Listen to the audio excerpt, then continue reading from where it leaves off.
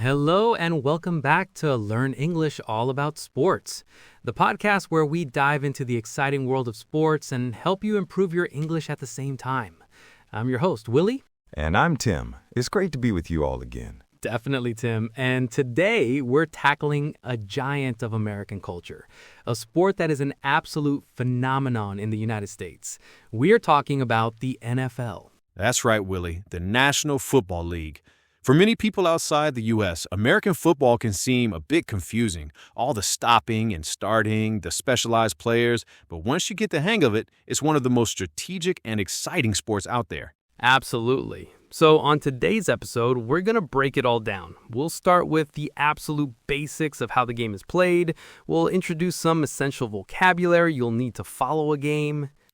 Then we'll talk about the different teams, the structure of the league, and of course we'll finish with the biggest sporting event in the country, the Super Bowl. It's a huge topic, so let's jump right in. Tim, where do we even begin? Picture this. I've never seen a game before. I turn on the TV. What am I looking at? Okay, great question. The first thing you'll see is a rectangular field, 100 yards long, with goalposts at each end. The fundamental goal is simple. Your team has to get the oval-shaped ball into the other team's end zone to score points. The end zone, so That's the area at the very end of the field. Exactly. Getting the ball into that zone is the primary objective. The most valuable way to do that is by scoring a touchdown, which is worth 6 points.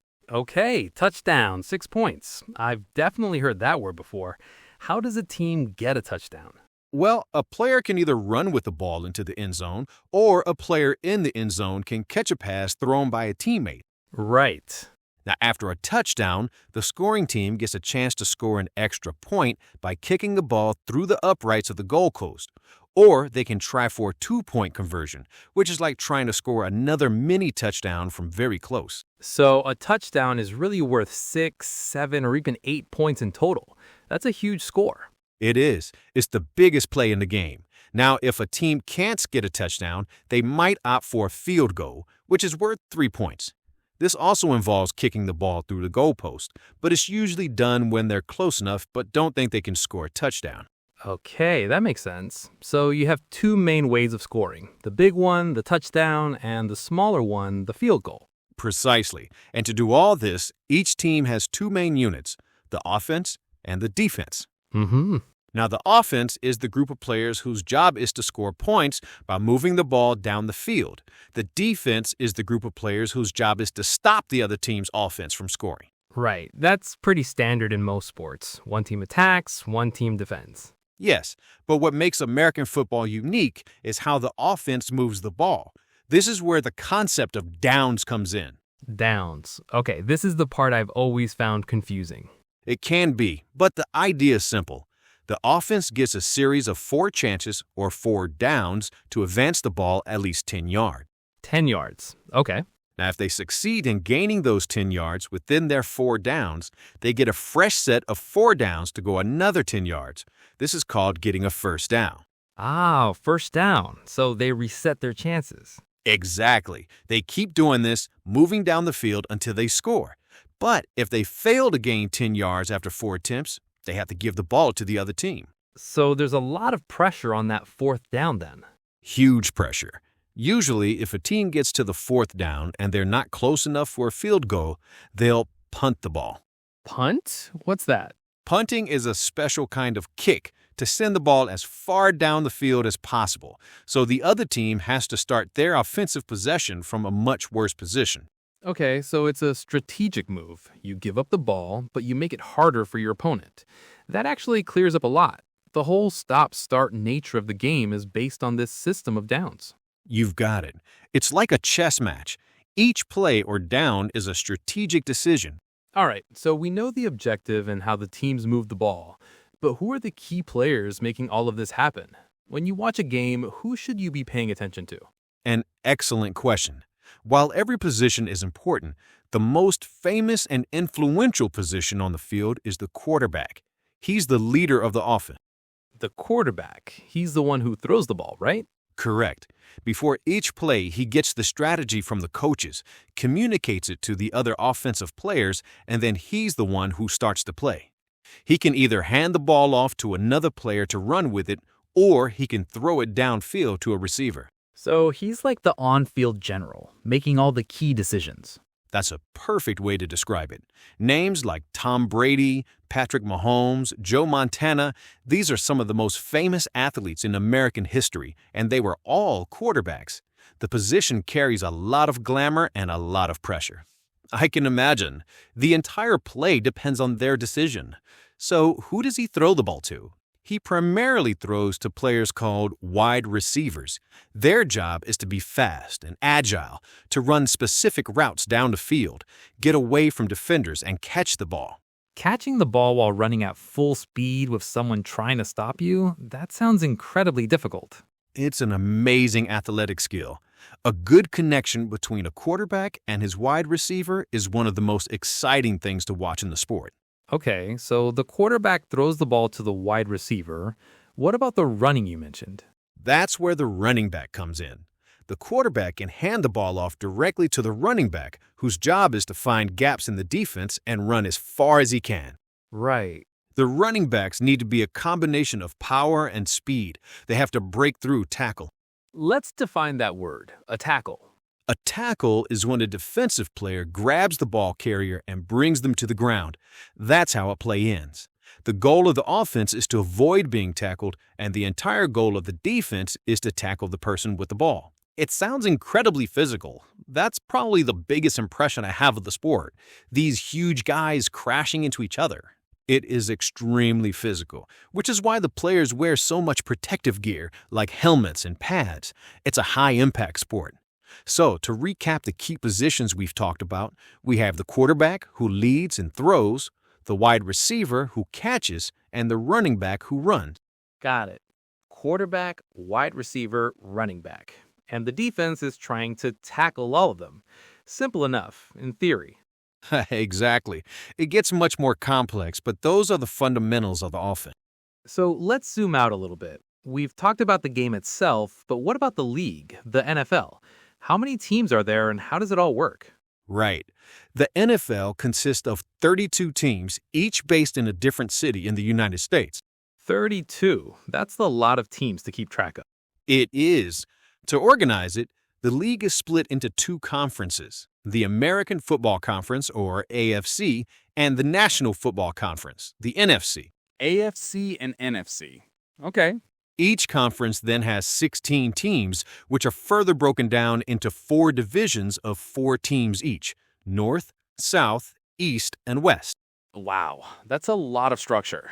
So teams mostly play against other teams in their division and conference. Yes, exactly. During the regular season, a team's schedule is heavily weighted towards playing opponents from its own division and conference. The goal is to have the best win-loss record to qualify for the playoffs.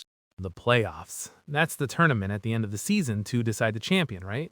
Correct. The top teams from the AFC and the top teams from the NFC enter their own separate playoff tournaments. The winner of the AFC playoffs becomes the AFC champion, and the winner of the NFC playoffs becomes the NFC champion. And then, I'm guessing they play each other. That's the one. That final game between the AFC champion and the NFC champion is the Super Bowl. The Super Bowl. We'll get to that in a minute. But first, for a beginner, what are some of the most famous teams, the ones that everyone knows? That's a good question because many teams have huge national and even international followings. You have teams like the Dallas Cowboys, who are known as America's team because of their popularity across the country.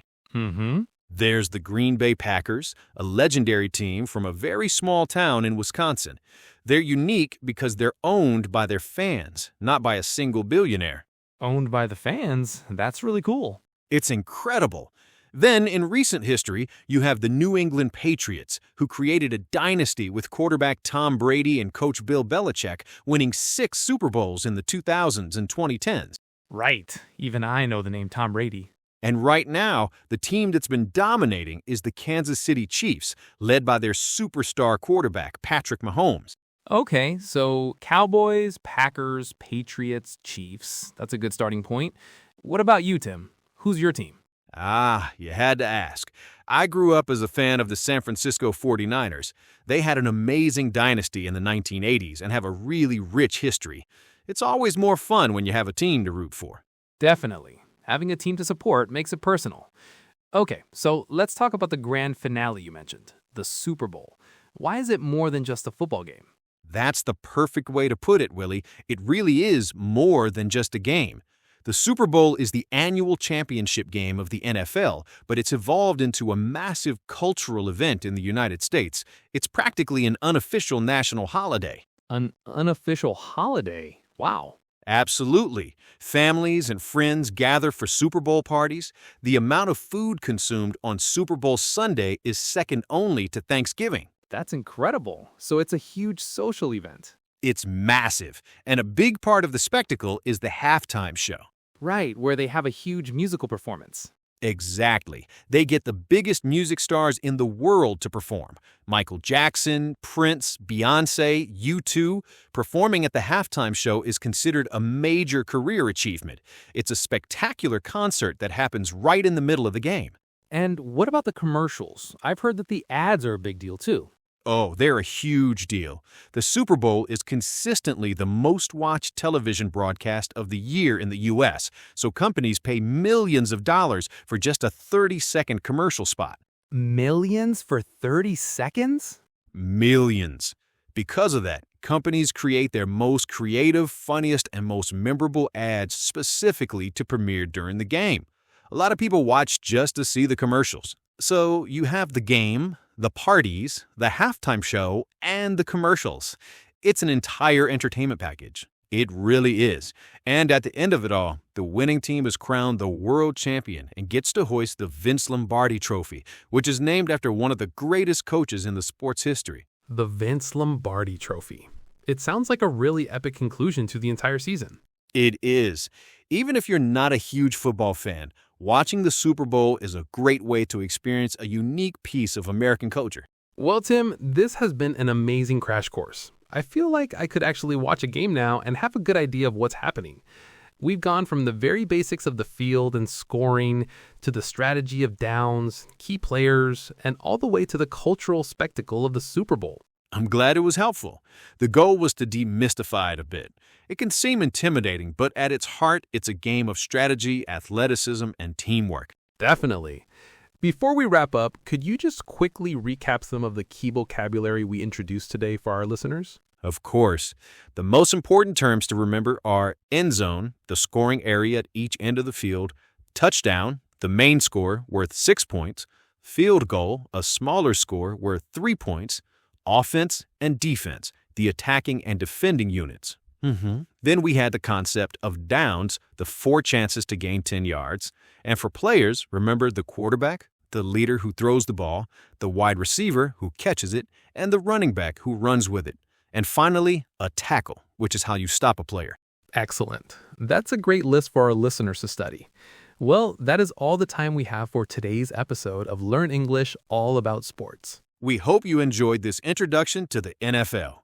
Join us next time when we'll be discussing the global phenomenon of Formula One racing. You won't want to miss that. Thank you for listening, and we'll see you next time. Goodbye. Bye, everyone.